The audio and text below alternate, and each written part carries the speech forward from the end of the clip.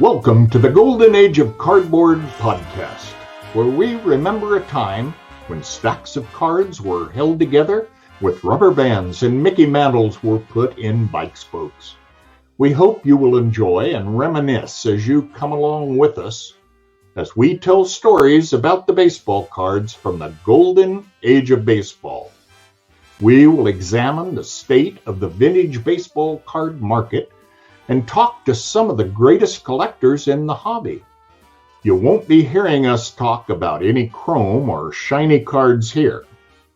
Now, to take you on this retrospective journey, here's your host, direct from the shallow end of the gene pool, my son, Mike Moynihan. Yo, and hello, everybody. Welcome back to another episode of the Golden Age of Cardboard podcast. I'm Mike. I can't even remember the name of my own show. I'm Mike, your host today, every week. Thanks for being here. Thanks for listening. I am now 1 week removed-ish from the debacle that was the national championship for my TCU Horned Frogs, and I'm kind of over it. It was kind of lessened by the Cowboys' playoff victory over, Tom Brady, the GOAT. That was a little bit low blow or lessening the blow. But the reality is the national championship was so bad. And we're in football season, in the midst of the playoffs. All this is going on. But it's one of my favorite times of the year because we already had the Hall of Fame Veterans Committee announcement of Fred McGriff getting in the Hall of Fame. And now we are faced with, in just a week or so, what are the writers going to do? Who are they going to put in? Is anybody going to get in? And so I want to talk through the ballot. I want to talk about, players that I think should be in. We'll talk about cards of these players, autographs of these players. But, I have a lot of friends that love Hall of Fame just as much as I do. I've invited a few of them on tonight to help discuss this. We've got Frank, Baseball Hall of Fame autographs all the way from Detroit, Michigan, and from Elizabethtown, Kentucky. Chris, Hall of Fame holders. Hello, everybody out there. Do y'all love Hall of Fame just like I do? Absolutely. Yes. The enthusiasm is overwhelming. I don't know what to do. Yes, we do. It's all we ever talk about.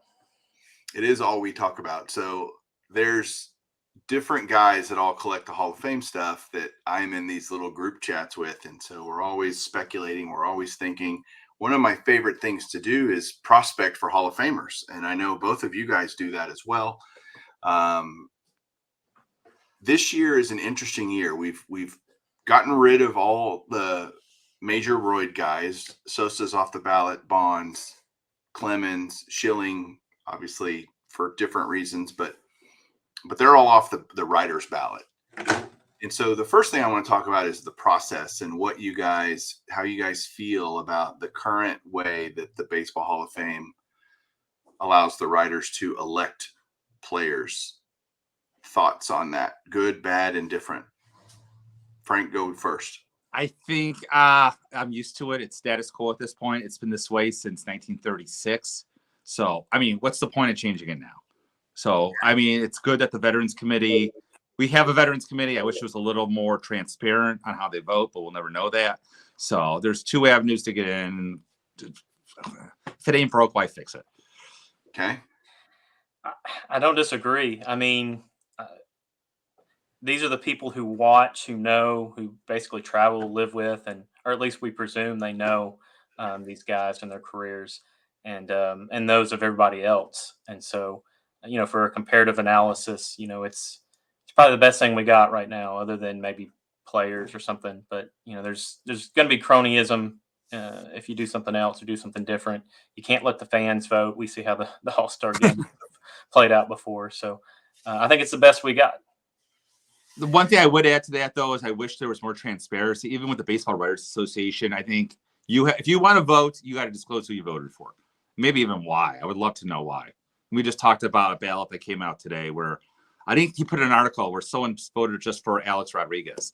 So I would love to know the reasoning behind that. And I think there was an article attached to it. So I appreciate that voter.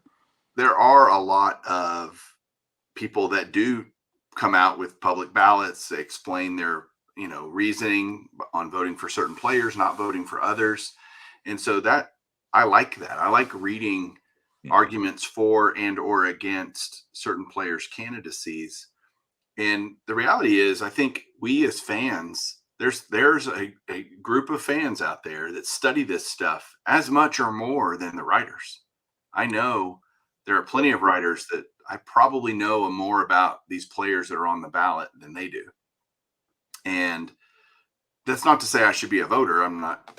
I'd love to be, but I got to go write for 10 years or whatever it is I think before that's just what chosen YouTubers do. yeah, the YouTubes. Yeah, that's right. We could do it. But there is this great website, and I feel like everybody should know this, but I know everyone listening is there. I have a lot of new people every week. It's weird that may or may not know about this, but there's a website. If you just Google Baseball Hall of Fame tracker, you will find it. The guy, not Mr. Tibbs, he's on Twitter, and it is amazing what he has built over the last 10 or 15 years of doing this, of amassing all of the different votes through, reading articles or people sending him votes. So he gets a lot of direct messages straight to him. Here's who I voted for. People disclosing their vote to him. Like he has become, and his team, he has a team now that kind of tabulates and works on this. So there's a public spreadsheet that you can click on. If you Google that, Baseball Hall of Fame tracker, you will find it. And it'll show you every writer that has disclosed their ballot, who they voted for, if they've changed their mind on a player and added them, changed their mind their player and taken them off, all kinds of great stuff. And so for a Hall of Fame addict like myself, it is so cool once, basically in January, mid-December, you really start seeing some votes come in because the ballots are due by December 31st. And so you start seeing ballots come in, and then all through January until announcement, which is next Tuesday. It'll be the 24th. What day is that? It's 24th. Yes. Tuesday the 24th. Okay. I think it's at 6 p.m. Central, 7 Eastern. They will announce if anyone gets in. And that's an interesting thing. Is anyone going to get in? We haven't had a blank writer's ballot since when, Frank? God, the year Bonds was up first year in Clemens. I can't remember what year that was. Chris may know. What's that? The first one or the last one we had? We had one in 21. Yeah, correct. 21 was the first one. Correct. Maybe one in 13. Was it maybe 13? The year that Biggio could have been was close but didn't get in. So it doesn't happen often, is my point, where the writers vote in 0 players. And to me, overall, my overall impression of this group of candidates is pretty weak. Honestly, there's no surefire guys here. If you exclude roid guys, to me, there's plenty of surefire guys on here, but we'll get to that in a minute. But that the public would think is, yep, he's a Hall of Famer, no question, absolutely. So do y'all think it's a weak class, or is it just me? I agree. I mean, I think if you're a big Hall guy, you could certainly make the case for several of these players. I think if you're a small Hall guy, I don't know that any of these guys necessarily belong. I'm kind of in between. So there's a few guys that I would feel comfortable if they were elected. But overall, the ballot doesn't have any surefire guys on it. Certainly no first ballot Hall of Famers or anything like that. Well, I want to spend some time. Go ahead, Frank, if you have another point. I was going to say, I am sure we're going to get to. I think the strongest candidate, not ever associated with steroids, not saying cheating, but steroids, is a guy who's being punished for other matters, which I'm sure we're about to get into. Okay. Well, let's go through the ballot. I'm going to do this alphabetically because it's simple that way. There's some guys that we're not even going to talk about that at this point, with about 42% of the ballot in, they don't have a single vote. So they're obviously not even being considered by the writers. And so we're not going to consider them here on this show. What about Mike Napoli? Mike Napoli. I would vote for him. He should be in the Rangers Hall of Fame. I'll be there. So the first candidate that I think is being considered by a lot of people. You've got Bobby Abreu in his 4th year on the ballot. He's currently at 19.5% of the public ballots that have been announced. Thoughts on Bobby Abreu? No, he never. I watched him through his entire career. Never once did I say that is a Hall of Famer. And I read the articles about it. I think there's some homegrown voting there or whatever. I don't know what the word is, which I understand. But what's good about our age and these players is we've seen them play. Okay, we're not talking about the 1900s and the 1800s. We know these players. We've seen them with our own eyes. He never once passed my eye test. That's just me. Should the eye test? Go ahead, Chris. I was just say I think he's a Hall of very good player. Oh yeah. And but I agree. Is he a top 1% of all baseball players of all time? He's close, but he's not close enough for me. Yeah, I'm a total no on Bobby Abreu, and I'm an eye test guy. Honestly, I think especially I can't be an eye test guy on, like you said, Frank, guys from previous eras that I wasn't a part of. But it is cool that everybody on this ballot are players I have watched their entire career. And eye test matters. I think people dumb baseball down into all about the statistics. Don't get me wrong. It's more important in baseball than any other sport are your stats, career, seasons, etc., awards. All of those matter. But at the end of the day, do you want to watch this person play, this guy play? Right? Like, I want to make sure I go to a game where this person's playing. I want to make sure, like I was telling people towards the end of the season, like, go watch Pujols if you have a chance, because he's, inner circle Hall of Famer when it's all said and done. Don't miss this opportunity to go see this guy or watch him on television or whatever, right? Abreu never did that for me. So that's easy. That's a no for all of us. Not worth going into any more than that because we got a lot of names to go through. Carlos Beltran, 1st year on the ballot. He's probably the most decorated player that's on the ballot for the first time this year. Certainly the most Hall worthy. What do you guys say? Chris, we'll start with you on Beltran. Sure. I mean, he gets punished for the Astros scandal, which unfortunately was a blemish on his career. I remember him as a really good, even postseason player early on. I would vote for him. I would not vote for him on the first ballot if I had a ballot. I'd probably make him wait several years. But I think year 3 or 4, I think he's going to get in. Just me personally. I heard an argument about Beltran that made some sense to me with the whole Astros thing. You're punishing one guy. It was a team thing, right? It's not like Beltran acted alone. Was he a part of the team? Was he part of it? He was a purported forerunner, though. Okay. I think that matters. Do you? I do. Well, and my background is, and I think, but I'm a prosecutor. And so there's different levels of culpability when a crime, sometimes if there's a crime that's committed. And, for instance, if there's a bank robbery, you've got a getaway driver, you got the guy who sticks a gun in someone's face. Under the law, all those people are treated, they face the same punishment.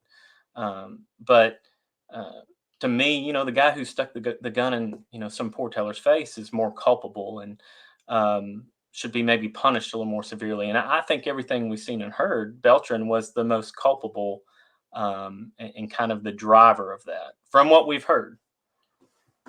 Okay. What about my son put it pretty eloquently. He's like, why is that? This is when it all happened. And he was, 20 at the time. So his young brain just thinks differently than us old guys. But he's like, what do you mean? They were just trying to gain an advantage. Like, why didn't they hide their signals better or whatever? Why did it, shouldn't they try to? Why shouldn't they try to steal signs and all this kind of stuff? I actually kind of went, okay, I get that. Like, he made an argument that made me go, yeah, if you ain't, You ain't trying if you ain't winning. You ain't cheating. If you ain't cheating, you ain't trying. No, Exactly.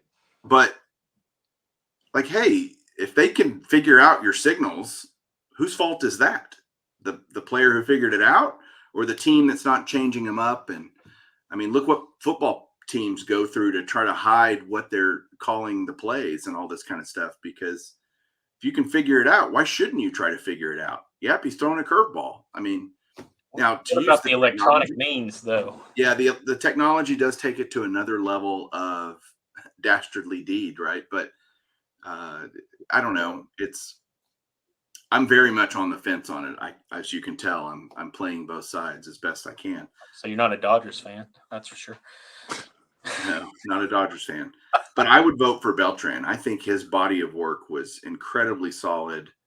I mean, the Astros thing was his last season, next to last season, right? I mean, Now, would you vote for him on the first ballot, on this ballot? look, I'm a big believer. If you're going to vote for him at all, there's no yes. He's either a Hall of Famer or he isn't. Exactly. You know, and so I mean, Stein stealing goes back. They say the Bobby Thompson home run way back. Was it 51 or 52? I forget what year, which one, off of Branca. They say that I want to say even maybe George Kell was the one, a Hall of Famer, was the one that was able to relay the sign. There's like a long myth that like Thompson knew the sign was coming. So, granted, the electronics has gotten more sophisticated, no question, but there's definitely like you said, you ain't trying, you ain't cheating, whatever. So, I mean, it's not related to steroids. I really felt Beltran was always a Hall of Famer. And I would vote for him this year for sure. Sorry, I got actually a technical difficulty there. I got kicked off my own thing. But again, a lot of people use the argument on steroids. Oh, they were a Hall of Fame player before they used steroids. Beltran was a Hall of Fame player before the 2017 season. That was his 40-year-old season. He was a, part-time player at best, right? I mean, he played 129 games, but for me, it's just that old good old integrity clause trigger. And you can definitely look at that and you can read into it, and it's the gray area, right? But I'm also one of those, the upper echelon Hall of Famers, first ballot. I buy into that stuff. I like the first ballot guys. Well, we have someone else who might want to weigh in on this that's decided to join our stream, and that's Jake from Legends Never Die. Better late than never, Jake. Good to have you here. We're on Carlos Beltran, so you can tell we haven't gotten very far in the alphabet. Yes or no on Beltran without having heard anything we've said about Beltran? Yes on Beltran. So the 17 Astros stuff doesn't bother you? No. I think if steroids don't bother me now, neither does that. Okay. Well, that makes 3 out of 4. That's 75%. So he's in. He's in. Well, that's why it's good to have 4, because if a player in our little discussion here gets 3 votes out of the 4, then they should be a Hall of Famer. And if they just use that, then we'd have a really cool Hall of Fame. So I assume you're a no on Abreu, so that's pretty easy, Jake. But the next player that I want to talk about is surprising to me that he's even still on the ballot, and that's Mark Buehrle. This makes no sense to me whatsoever. Please, somebody tell me why Mark Buehrle should get a single vote for the Hall of Fame. Can't do it. I can't. I'm looking for somebody behind me. I can't do it either. I mean, he pitched some no-hitters. That was cool. Perfect game, but yeah, that's not I'm not put that in the Hall of Fame. Sorry. No. I mean, he's got 10% of the vote to this point, which is, that'll keep him on if he stays anywhere close to that. Terrible signer, by the way, also. Mm-hmm. Terrible what? An elusive signer. Elusive signer. Okay. We're going to skip all the way to a guy who, as it stands right now, would get in the Hall of Fame, and that's Todd Helton. And I've always been I don't know that I'm a Todd Helton fan. He is a guy that my brother struck out in college. My brother went to Vanderbilt and pitched, and he struck out Todd Helton. So it'd be cool if my brother could say I struck out a Hall of Famer. Not many of us can say that, but my point on Todd Helton has always been there's always this knock about playing in Colorado. And you can't, it's hard to, why do you fault a player for who drafted him? I mean, it's not, how can he help where he's playing? That's who drafted him. He didn't request to go there and all this other stuff. And if you look at Helton's numbers, they're incredibly impressive, actually, what he did there. I know his home road splits and all, I hear all these arguments against Helton. And you can't just cherry pick stuff. You have to look at the entire body of work, in my opinion. And so, to me, Helton's an easy yes. What say you guys? Let's go around. Jake, we'll start with you since you were late to the party. Okay. I guess I'll preface this for all of my answers. My vote and what I think actually happened is not the same. And I use a lot of milestones, counting stats, that kind of thing. That's the way that I lean. I would rather have the long career as opposed to the peak greatness. Helton, to me, is one of the true borderline cases. Because every threshold that I have, he hits one, and he is oh so close on so many on my secondary qualifiers. So I'll run through some quick stats. I like 2,500 hits. That's a secondary one. Ding, Helton's got it. 1,500 runs. He's so close. He has 1,400 and some odd amount. No. RBI, 1,500. He's so close. Within 100 or so. 7 Silver Sluggers or so, 7 Golden Gloves. He's got a couple, but not that many. If you want to go 400 home runs, another milestone of mine, he's like 30 away from that. Oh, so close. So for me, he's a no. I would vote no. But at this point, I think that he's an eventual Hall of Famer. Frank. Yes, he's a Hall of Famer. And I hate the fact that he gets punished because he played in, I mean, his home runs are not like 600 home runs. He batted 316. I don't care where you play, batting 316 of lifetime. That's very impressive. Chris. I saw a stat that said his road numbers were equivalent to Carlos Beltran's career numbers, overall career numbers. And so I think if you put Beltran in, you have to put Helton, and that's notwithstanding his Colorado numbers. And I agree. He was a Team USA guy. He's got a lot of things going for him. I think he was a good role model. Unfortunately, he didn't have any postseason really success. But I think if Larry Walker's in, Todd Helton has to be in. My opinion. Can I touch on one thing that Chris said? Yep. I don't think that Helton and Beltran are the same players. Since I didn't get to really talk about Beltran, I'll give you guys a fun fact. There are 4 players in the history of the game that have 2,500 hits or more, 400 homers or more, 1,500 RBI or more, 1,500 runs or more, and 300 stolen bases or more. Bonds, A-Rod, Mays, and Carlos Beltran. They're the only 4. And yes, maybe my thresholds are kind of, pulling a number out of a hat, but ESPN, Elias, everybody in the world likes to pull those kind of stats, and he's one of 4. I'm not knocking Helton because I think he's very close, and I don't fault anybody for voting for him. But statistically, I think Beltran's above him. So the stat I saw said that not only was he Carlos Beltran on the road, but at home he was Ted Williams. It's interesting. Let's think through these as we get to guys that are likely going to get in, if not this year, at some point. I think Beltran does get in at some point, and it will not likely be this year. But his rookie card is one of my least favorite Hall of Fame rookie card. If he does get in the Hall of Fame, it'll be my least favorite Hall of Fame rookie card by a long shot because it's not even him pictured on the card. Oh, yeah. And that just drives me nuts. I bought it the other day.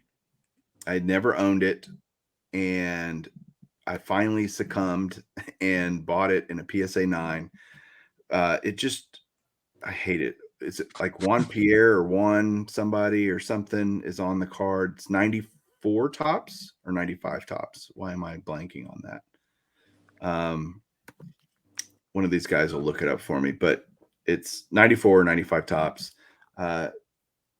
Beltran, actually, from an autograph standpoint, Frank, he's not like super easy, is he? I'll be honest. I'll tell you a quick Beltran story. I got Carlos Beltran. I was in my high school, first year in college. The Lancey Lugnut started, and Beltran was an original Lancey Lugnut. I got him to sign a ball. I've never seen him sign since. And I donated that ball back to the Lancey Lugnut. So I have a bunch of autographs right here sitting next to me. One of those is not Carlos Beltran. I do not have him in my collection currently. It is 95 tops, and it was one LeBron. One LeBron. There you go. See, I don't even count that one because it's not him. I've got the Bowman. It's a draft pick card. Yeah. Well, on all the PSA registries, that's his card. So it just like really, it is annoying as all get out. Don't get me wrong. I wonder if he signs it. That'd be interesting. He should sign it as one LeBron. If it's not them. That would be hilarious. He's got a beautiful signature, though. I will say that. Yeah. So Todd Helton, rookie card is 93 tops, I believe. The Team USA card is his rookie card. Really cool card. He's holding an Easton bat that I used to play. So I'm the same age as Helton.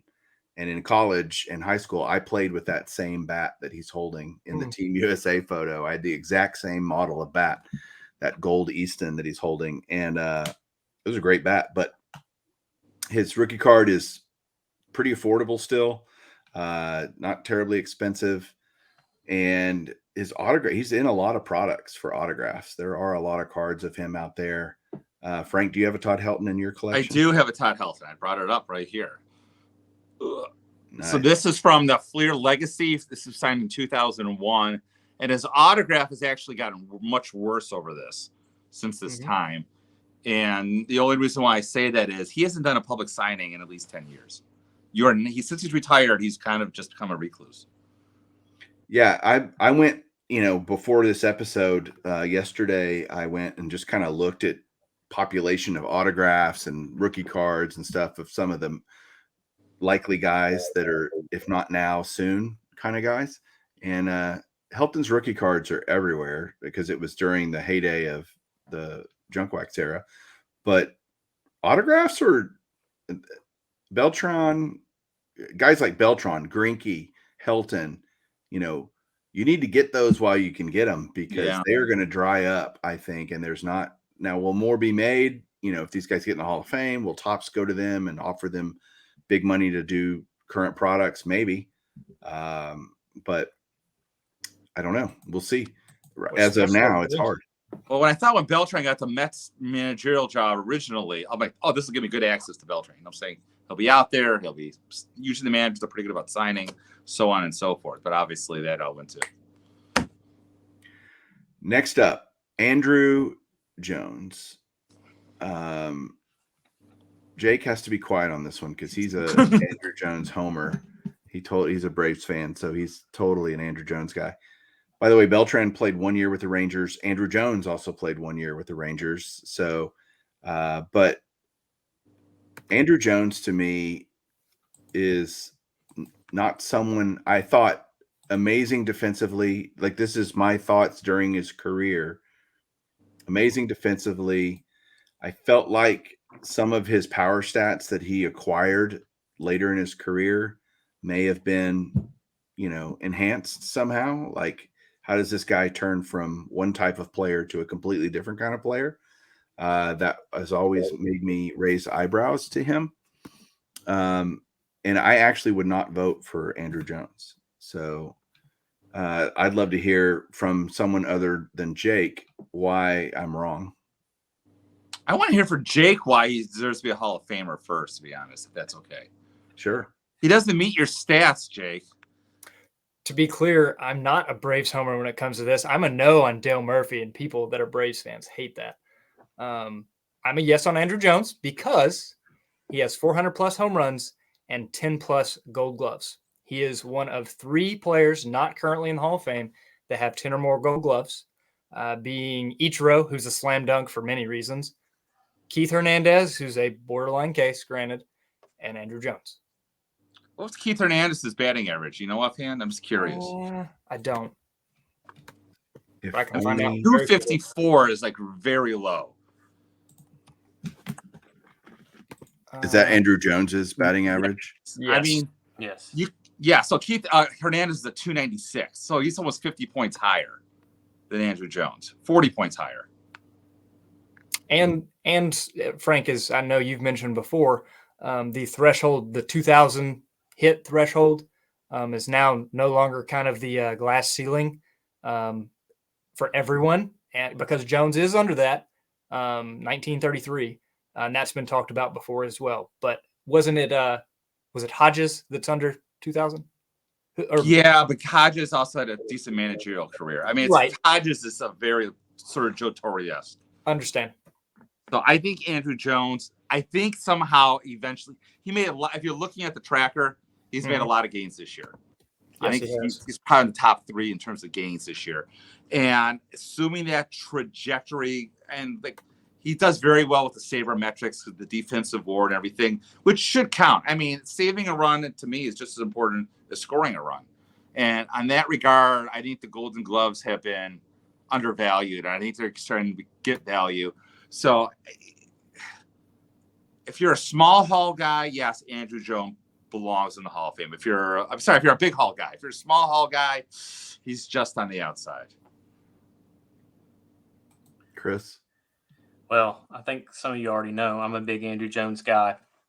I you know, you got to have something, and I'm not necessarily fixated on numbers. You know, somebody like Mike Trout never came back from his back injury. Right now, to me, he's a first ballot Hall of Famer. Yeah. And he doesn't have some of those milestones, but just when you see him, he's just the greatest of all time, or one of the greatest of all time, certainly of this era. I think Andruw Jones is, and I've heard people talk about this, he was so effortlessly in center field for the Braves. He got to balls that nobody could ever touch, and he made it look easy.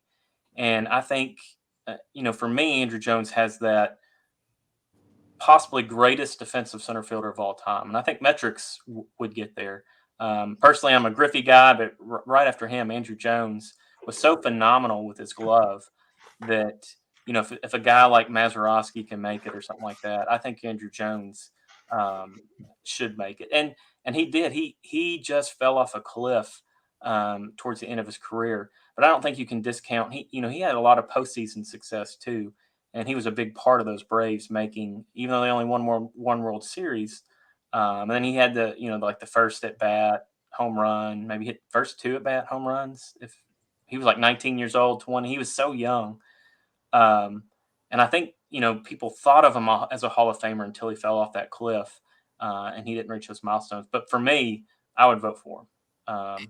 And to Chris's point, I'm looking at his stats in front of me. I'm going to admit that. If he would have retired after his term with the Braves, I think he's first, second ballot. You know what I'm saying? The fact that he hung on, he got some money, which I'm not going to blame anyone for, actually hurt his Hall of Fame candidacy. No question.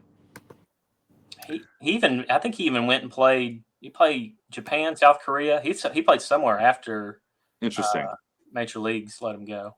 So I think he was just loved the game, or he liked money. I don't know. Yeah. Both, probably.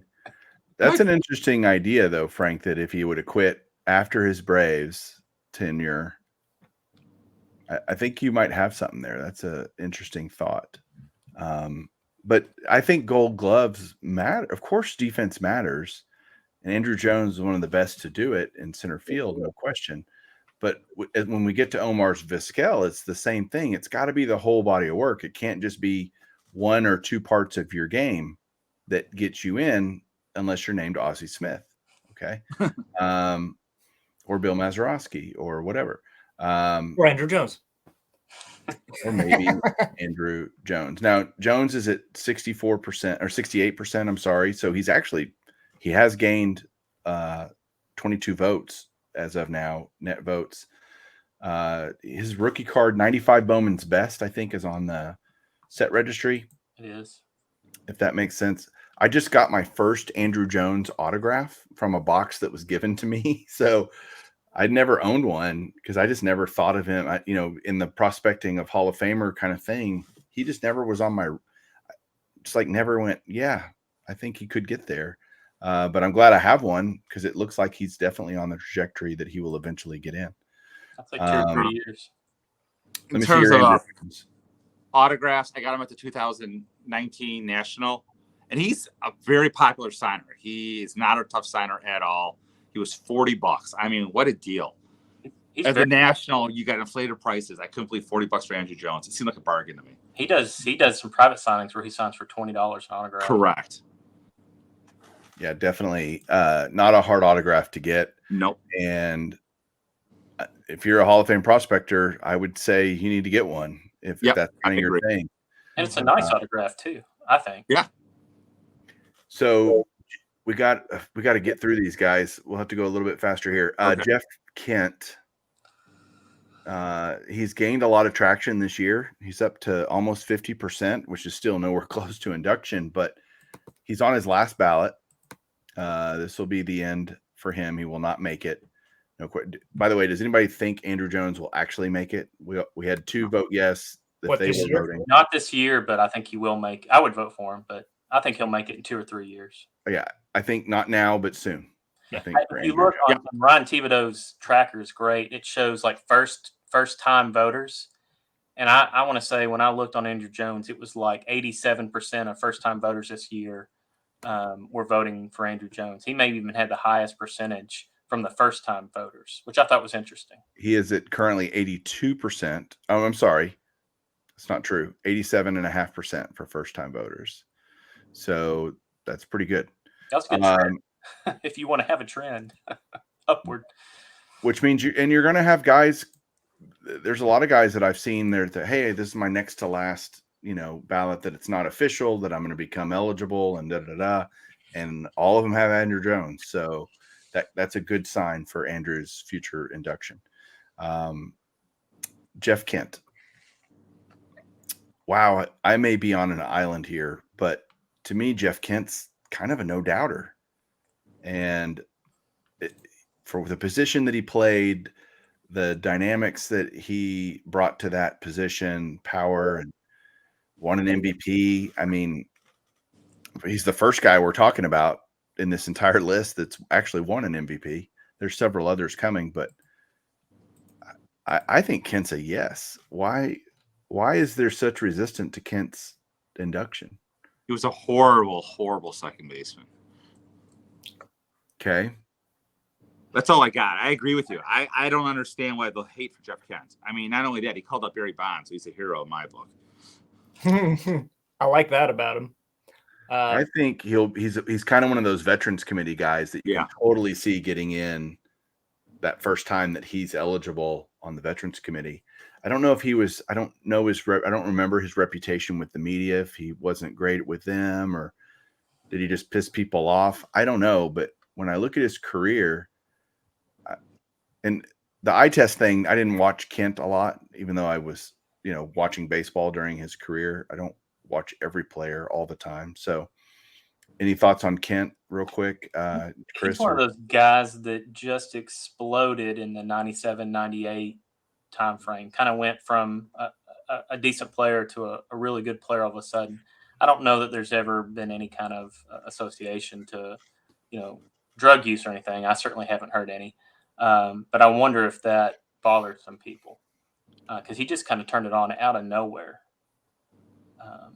But the mustache too. I mean, Jake, I'm a no on Kent. He meets 1,500 RBIs, and that's it. Not runs, not homers, not hits, not Gold Gloves, not Silver Sluggers. But I think if you argue for Kent, it is positional. You have to say that his numbers stand out at second base. I think that's got to be what you stand on if you believe he's a Hall of Famer, which I know that's what you said, Mike. He's just not quite there for me. But I could totally see him getting in on a committee. I agree. He's like like I said, if you compare him to other offensive second basemen, you can argue he's the greatest offensive second baseman of all time. So it's a tough behind. position. He's got the most homers at second, right? Yeah, correct. I think Rogers Hornsby's would have something to argue about that, but one of I said. believe it or not, his 36, 37-year seasons, the most similar player to him was Scott Rolen. So, which we'll get to in a minute. Andy Pettit's an easy no for me, and I think the voters are finally going, yeah, probably not a Hall of Famer. I mean, he's only at 18%. Anybody else would vote for Pettit? Make an argument for that? Okay, that's easy. I think if each of us pitched in that rotation with that lineup in the 90s, exactly, we would have 200 wins. Yeah. Then you've got Manny Ramirez, 7th ballot for Manny. He's never going to get in through the writers. There's no question about that. But I would, again, way more familiar with American League players from that era, just because that's what I watched as a Rangers fan. Chris probably feels the same way. But you guys, Detroit with Frank, but Jake, you're a National League guy. But man, I'm telling you, nobody wanted to see Manny Ramirez come up if you were down 2 runs and there's a guy on base. You like anybody but Manny Ramirez, please. David Ortiz. Or David Ortiz. Or Albert Bell, quite frankly. Yeah. I was scared of Albert Bell too, pretty hard in the 90s. But Manny, obvious PED, suspensions, multiple, like he's as clear cut. He and A-Rod are clear cut a case of, the roids completely affecting their ability to get in the Hall of Fame. There's no question Manny has the stats. Like nobody, I think, would argue that his career numbers warrant induction, but he's not going to be able to jump that hurdle. Next candidate, we're in a rush. What's that? Next candidate, we're in a rush. We're in that. Okay, we're okay. We're into the R's, so this is good. A-Rod. Does A-Rod ever get in the Hall of Fame? When Manny gets in the Hall of Fame. Okay. You think when Manny and/or Bonds do. Yep. Yeah, I think that seal has to be broken with the obvious steroid guys before A-Rod has a chance. Numbers out of this world, right? And there's a reason they were out of this world. But the thing that pisses me off about A-Rod, Bond, these guys, they didn't have to do this. They didn't have to do the steroids. They were great players. A-Rod was arguably the best player in the game when he started using steroids with the Rangers. Why? Like, I don't get it. But that's a total different discussion. A-Rod will not get in this year or any year that he is on the ballot, in my opinion. I think he should be in. I would vote for him, and I would also vote for Manny Ramirez, by the way, if I had a vote. As we go through, Frank, would you vote yes on both guys? One guy? Which guy? None. Neither. You'd vote no on either. Chris? I like him, but kind of, same thing with Palmeiro for me.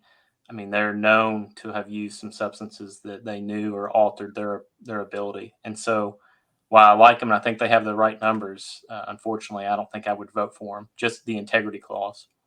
Okay. Jake? Ortiz failed to test. He's in. I've been anti-steroids forever, but now one's in, let them all in. I'd vote for both, and it tastes terrible coming out of my mouth. To actually say that. I get it. I do get it.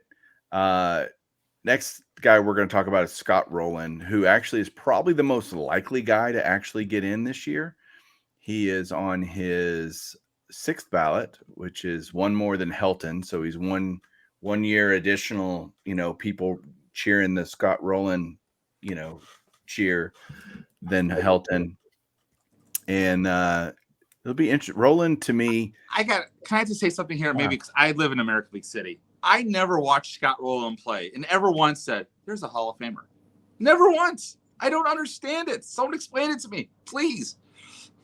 For me, he's a longevity guy, right? I mean, he was never super great, but he was really good for a long time. And I think you see that from like a lot of pitchers.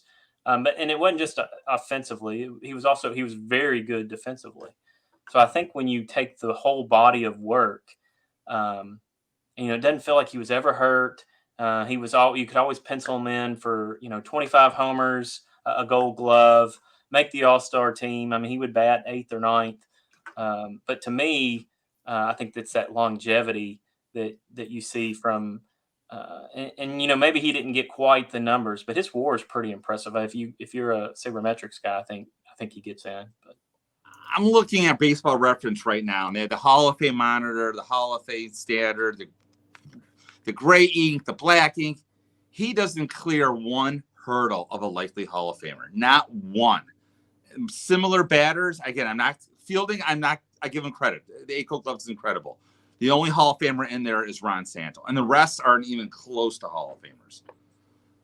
And it's a quick story about Scott Rolen. I had like a 2-minute conversation with Bill James 3 years ago, 2020, and I asked him, "Do you really think?" I read an article about Scott Rolen will get in the Hall of Fame. He goes, "Absolutely, that guy was a Hall of Famer." Didn't explain it to me, but it's Bill freaking James. So if Bill freaking James says he's a Hall of Famer, I'm going to listen to Bill James.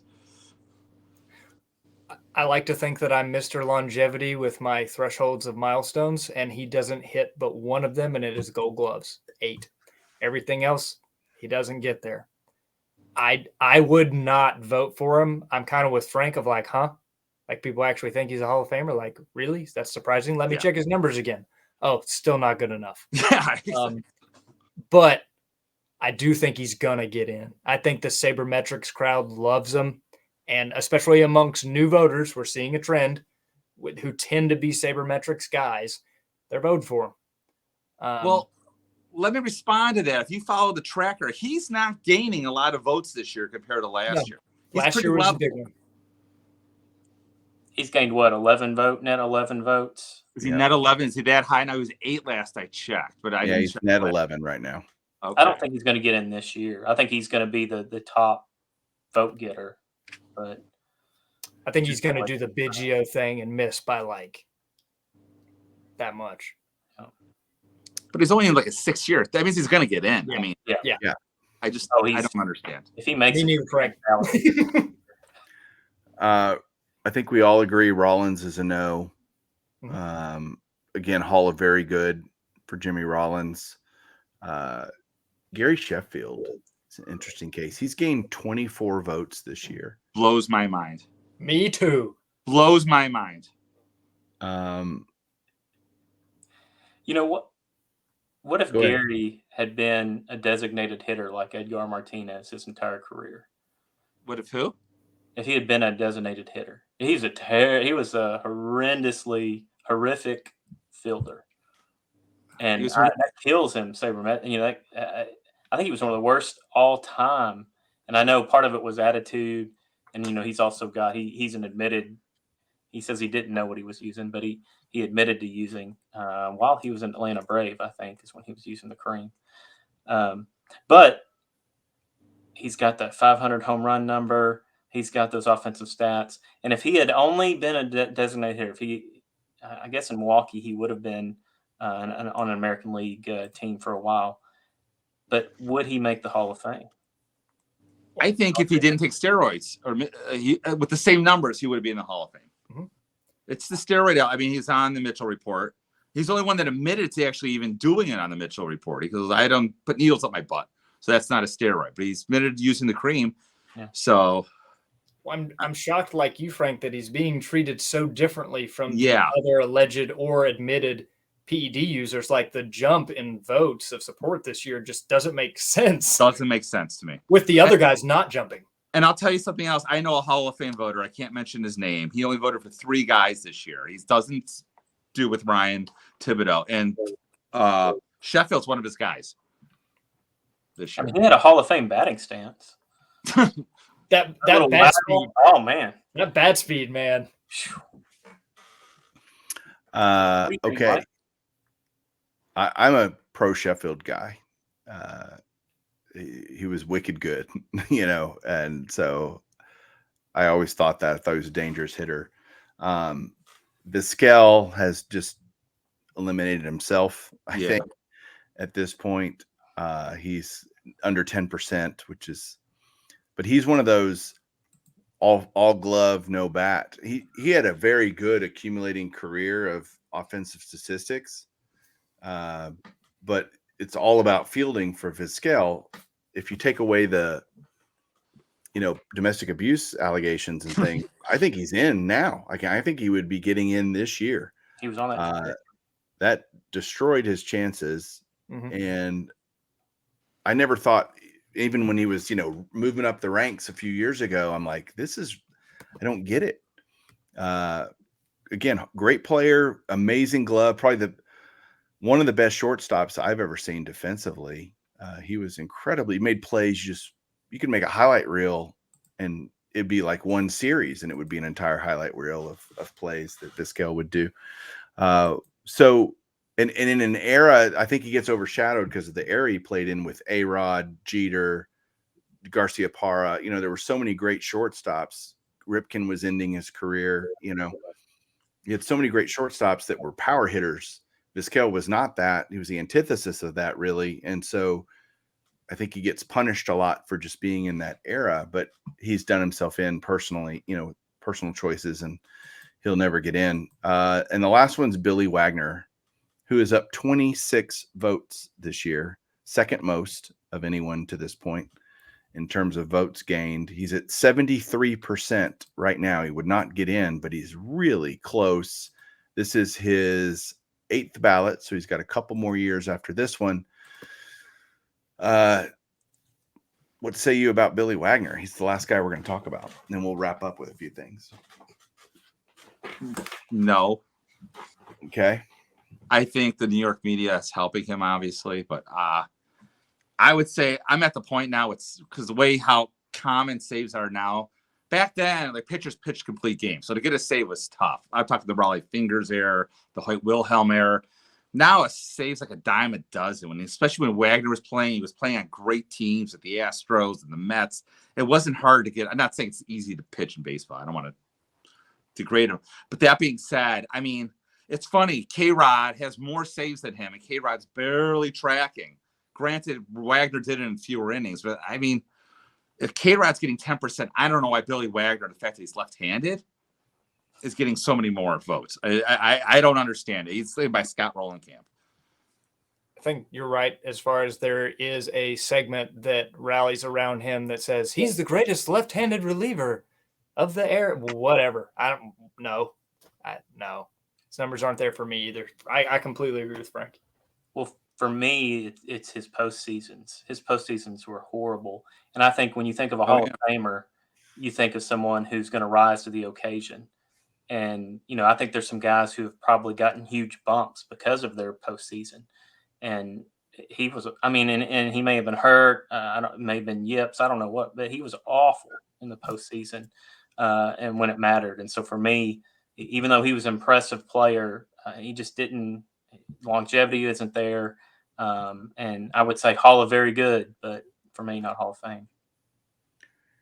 So the last thing I want to do today is we've gone through all these players is each one of you to give who you would vote for. I know we've kind of talked about it a little bit, but kind of bring it all home and give a list of how many players you would vote for, who they would be, and then who you think actually gets in next Tuesday. Who are they going to announce has made it to the Hall of Fame?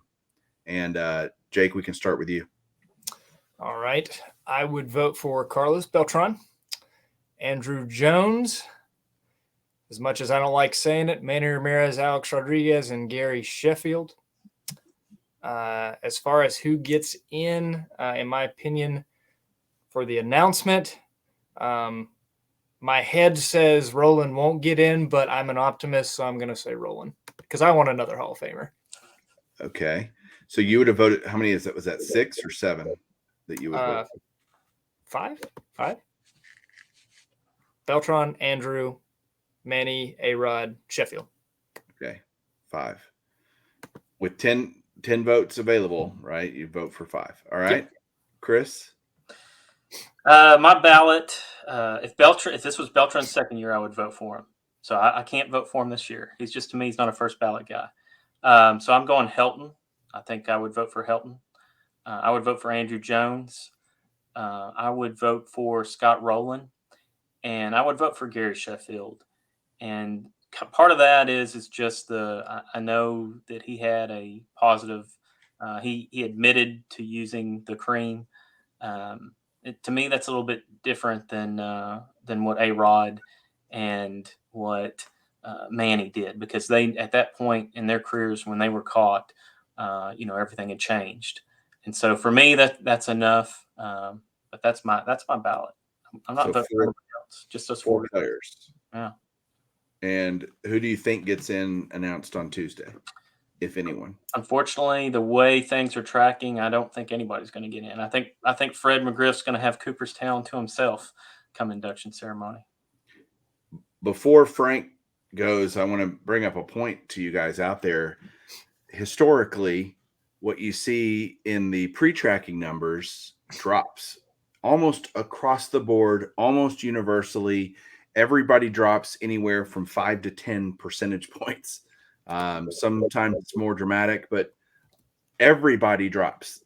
Nobody goes up. Nobody goes, oh, the public, now that every ballot's out, instead of being at 72, they're at 78. That doesn't happen. And so that's why when we say, you could say easily, oh, they're already, above, they're tracking that way, it's not going to be any different. No, it's always different. And that's an important point to make, why we would say, no, we don't think they're going to get in, because we all know the history of this. All of us on this have been tracking this for years. And so we just see the trends and how it works. Frank, go ahead. Your ballot.